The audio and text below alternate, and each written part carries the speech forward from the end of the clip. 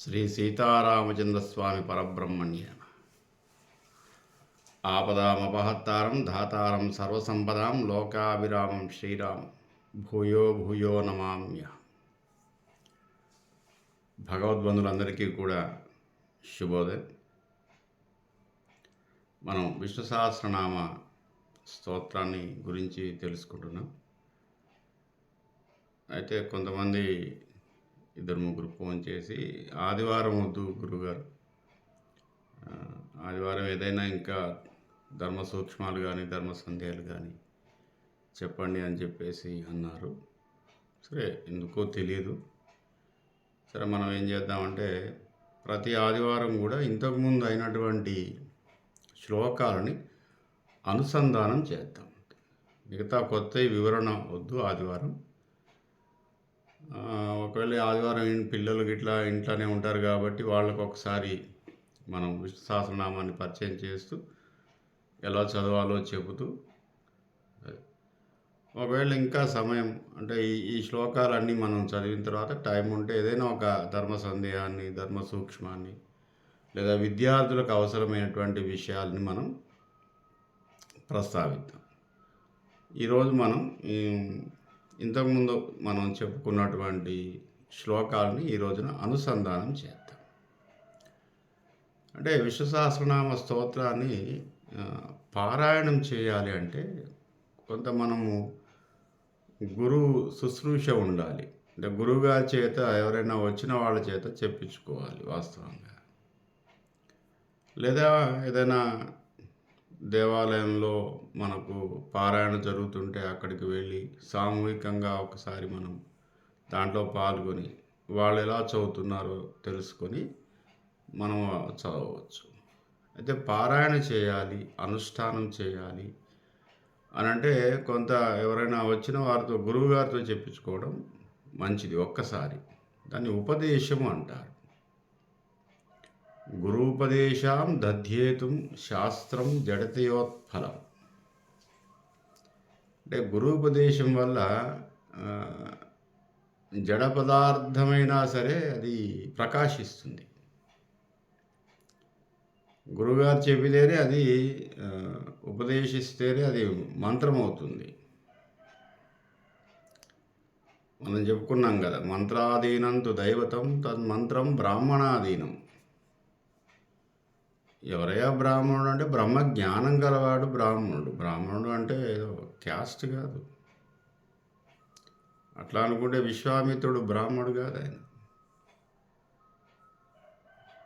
అట్లా వాల్మీకి బ్రాహ్మణుడేం కాదు. ఇట్లా వేల మంది ఉన్నారు నాన్ బ్రాహ్మణ్స్, వాళ్ళంతా బ్రహ్మజ్ఞానాన్ని పొందారు. కాబట్టి బ్రహ్మజ్ఞానం గలవాడు ఎవరయ్యా బ్రహ్మజ్ఞాని అంటే అది అంటే బ్రాహ్మణ లక్షణాలు ఉన్నాయి, బ్రహ్మజ్ఞానం పొందడానికి లక్షణాలు ఉన్నాయి, కొంత శ్రమ ఉంది దాని వెనక, అలా అవన్నీ అది వేరు. ఎవరైతే గురువు అని అనుకుంటామో మనం, ఇతను నా గురువు గారు పర్వాలేదు, ఇతని ద్వారా మనం కొంత ఏదో నేర్చుకుందాము, ఉపదేశాన్ని పొందుతాము అనుకుంటే వారే మనం గురువులు. గురూపదేశాం దధ్యేతుం శాస్త్రం జడతయోత్ఫలం. శాస్త్రం ఏం చెబుతుంది అంటే జడ పదార్థాన్ని కూడా గురువుగారు ఉపదేశించటం వల్ల వాడు గొప్పవాడు అవుతాడు, ప్రకాశింపజేస్తాడు. గురువుగారికి ఏదైనా సాధ్యం. కాబట్టి అలా అనుసంధానం చేసేవాళ్ళు ఎవరైతే ఉన్నారో గురువుగారితో ఉపదేశం తీసుకొని అయిగా దీన్ని అనుష్ఠానంగా చేయాలి అంటే అయిగా స్నానాధికాలు చేసుకొని దేవుడి దగ్గర కూర్చొని దీపం వెలిగించుకొని, సరే మనం నిత్య పూజ ఏదైతే ఉందో అది ఒకవేళ చేసుకొని అప్పుడు మనం దీన్ని అనుసంధానంగా చేస్తే మంచిది, దాని ఫలితం ఉంటుంది. సరే, వాస్తవంగా విన్నా దాని అర్థం తెలుసుకున్నా దాని ఫలితం ఉంటుంది.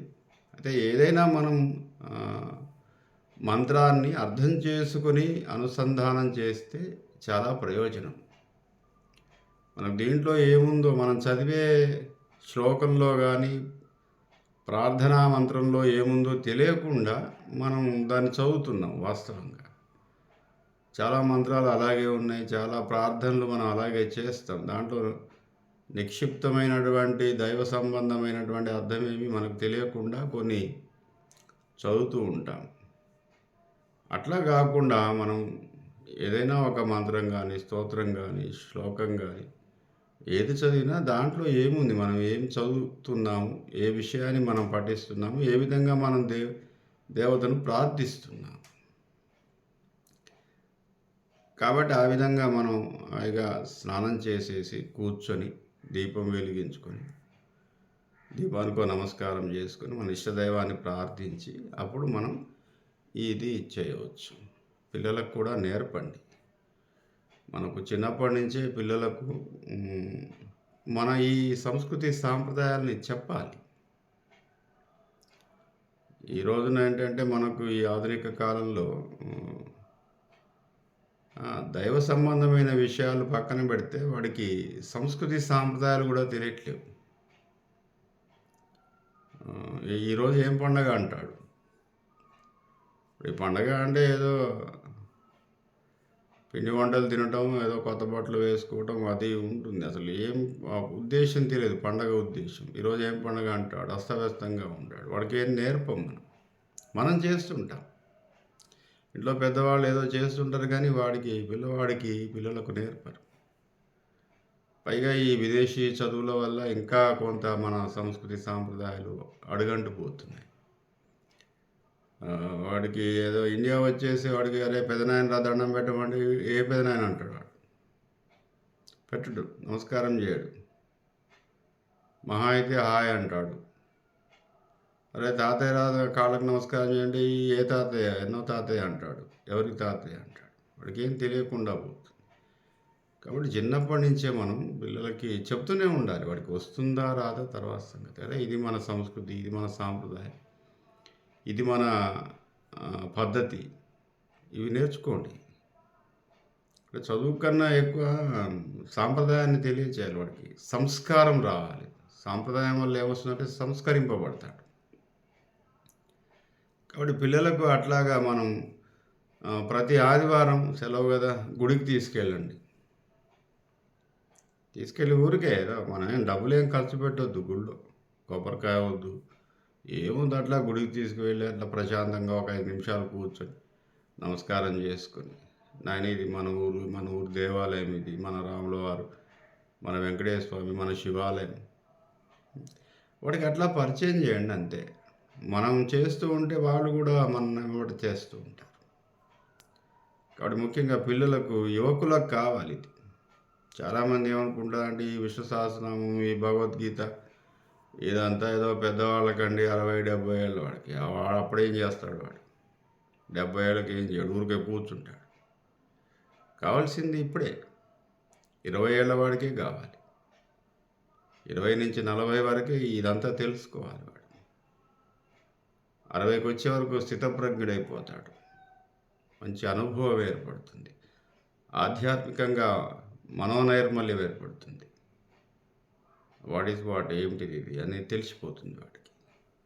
కాబట్టి చిన్నప్పటి నుంచే మనం నేర్పడం, కొంత సమయాన్ని మనం 24 గంటల్లో ఒక 20 నిమిషాలు, 15 నిమిషాలు మనం మన సంస్కృతి సాంప్రదాయాలు, దైవ సంబంధమైన విషయాలను వారానికి ఒక్కసారన్నా వాడికి కూర్చోబెట్టేసి పిల్లలకి చెబితే మంచిది.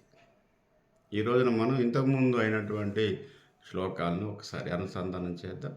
వచ్చే వారం నుంచి కూడా ఈ వారంలో జరిగిన శ్లోకాలన్నీ అనుసంధానం చేసి ఏదైనా సమయం ఉంటే ఇంకా పిల్లలకు కావాల్సిన విషయాలు, విద్యార్థులకు కావాల్సినటువంటి విషయాలు, ధర్మ సూక్ష్మాలు, ధర్మ సందేహాలు, ఇంకా మంచి విషయాలు చెప్పే ప్రయత్నం చేద్దాం.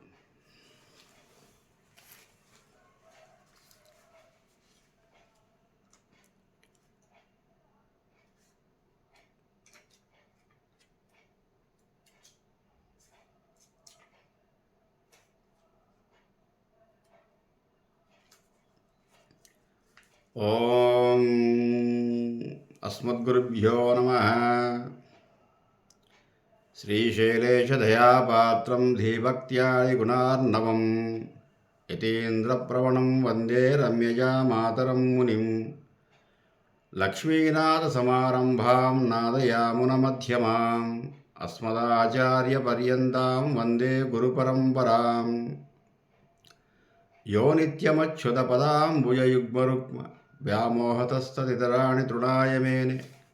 అస్మద్గురోర్భగవతోస్య దయైకసిన్ధో రామానుజస్య చరణౌ శరణం ప్రపద్యే.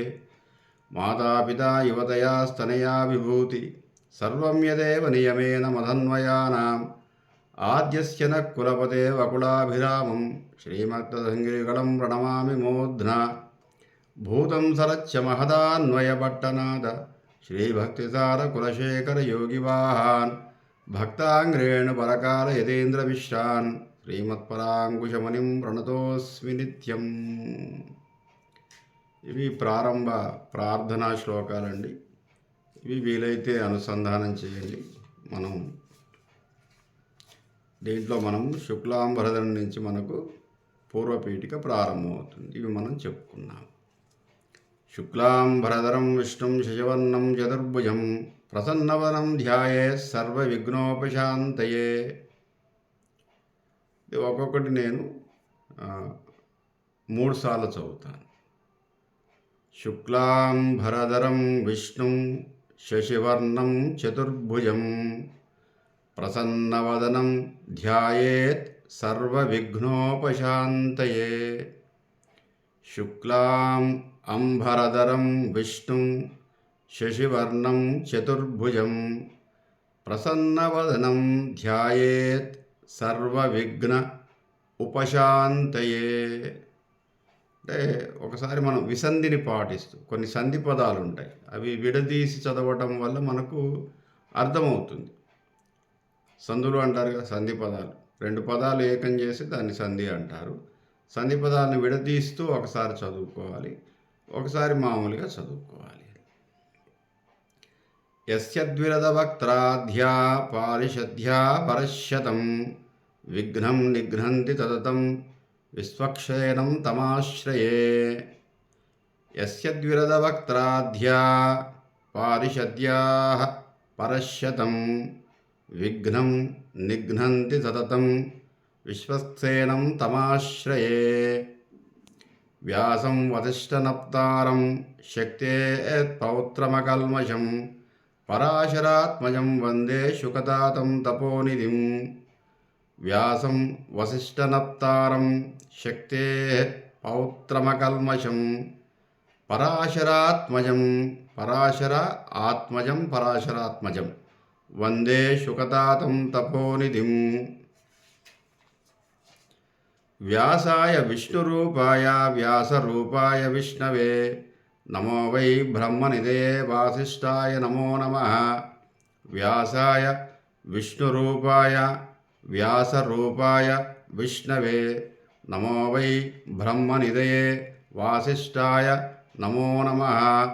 అవికారాయ శుద్ధాయ నిత్యాయ పరమాత్మనే సదైకరూపరూపాయ విష్ణవే సర్వజిష్ణవే. అవికారాయ శుద్ధాయ నిత్యాయ పరమాత్మనే సదైకరూపరూపాయ విష్ణవే సర్వజిష్ణవే. యస్య స్మరణమాత్రేణ జన్మ సంసారబంధనాత్ విముచ్యతే నమస్తస్మై విష్ణవే ప్రభు విష్ణవే. యస్య స్మరణమాత్రేణ జన్మ సంసారబంధనాత్ విముచ్యతే నమస్తస్మై విష్ణవే ప్రభు విష్ణవే. కో ధర్మ సర్వధర్మాణాం భవతః పరమో మతః కిం జపన్ముచ్యతే జంతుః జన్మ సంసారబంధనాత్. కో ధర్మ సర్వధర్మాణాం భవతః పరమో మతః కిం జపన్ ముచ్యతే జంతుః జన్మ సంసారబంధనాత్. జంతువు అంటే ఇక్కడ జీవాలు, మానవులు, ప్రజలు. అంటే మనము అంతా కూడా జంతువునాం నరజన్మ దుర్లభం అంటారు. అంటే జంతువే, మానవుడు కూడా. జంతువు అంటే జీవి అని అర్థం, పశువు అని కాదు. పశువు వేరు, మనమంతా జంతువులం. ఈ జంతువుల్లో మానవ జన్మ దుర్లభమైనది, అంటే కొంత విశిష్టమైనది. ఎందుకంటే బుద్ధి జ్ఞానం ఉంది కాబట్టి. మరొకసారి పూర్తి శ్లోకాలు మనం అనుసంధానం చేస్తాం. శుక్లాం భరధరం విష్ణుం శశివర్ణం చతుర్భుజం ప్రసన్నవదనం ధ్యాయేత్ సర్వవిఘ్నోపశాంతయే. యస్య ద్విరదవక్త్రాధ్యా పారిషద్యాః పరశ్శతం విఘ్నం నిఘ్నంతి సతతం విశ్వక్సేనం తమాశ్రయే. వ్యాసం వసిష్ఠనప్తారం శక్తేత్పౌత్రమకల్మషం పరాశరాత్మజం వందే శుకతాతం తపోనిధిం. వ్యాసాయ విష్ణురూపాయ వ్యాసరూపాయ విష్ణవే నమో వై బ్రహ్మనిధయే వాసిష్ఠాయ నమో నమః. అవికారాయ శుద్ధాయ నిత్యాయ పరమాత్మనే సదైకరూపరూపాయ విష్ణవే సర్వజిష్ణవే. యస్యత్పర్ణమాత్రేణ జన్మ సంసారబంధనాత్ విముచ్యతే నమస్తస్మై విష్ణవే ప్రభు విష్ణవే. కో ధర్మ సర్వధర్మాణం భవతః పరమో మతః కిం జపన్ముచ్యతే జంతు జన్మ సంసారబంధనాత్. ఇక్కడి వరకు మనం చెప్పుకున్నాం. శ్రీ భీష్మ ఉవాచ. భీష్మాచార్యులు ఈ విధంగా చెప్పారు. రేపటి భాగంలో చూద్దాం. స్వస్తి.